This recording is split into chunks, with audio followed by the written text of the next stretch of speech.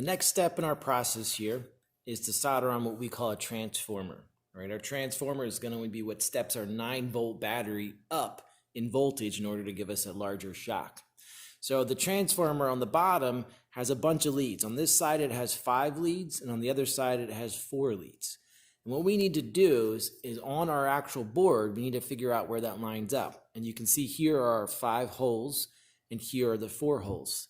Sometimes it ends up being a little tricky to fit together, so you might have to kind of wiggle it to get it together.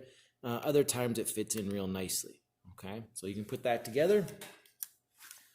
Once it's together, then I flip it over, and we're going to solder each one of these pins. So 1, 2, 3, 4, 5, 6, 7, 8, 9 pins, all separately. Make sure you do not solder them together. So don't allow solder to flow from this pin to that pin, or you're going to make a connection and this will not function. Okay?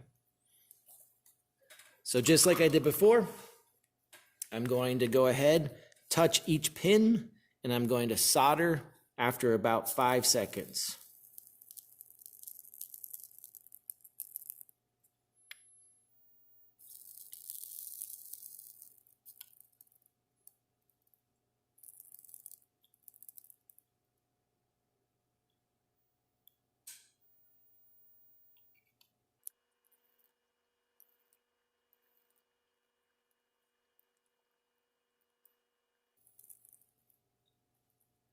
When you get to a little small piece of solder like this, one of the things that I like to do is not to discard it, but I can use my needle nose pliers to hold it instead of burning myself.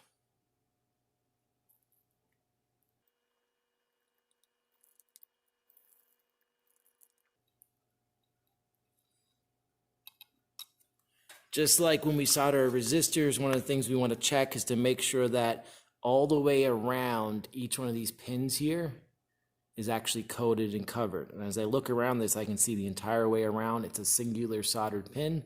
And when I flip over, in fact, I'm looking a little bit closer right there, you can see there's a little bit of a gap. So I'll have to heat that back up and fix that. I also want to make sure that this was flush to the board.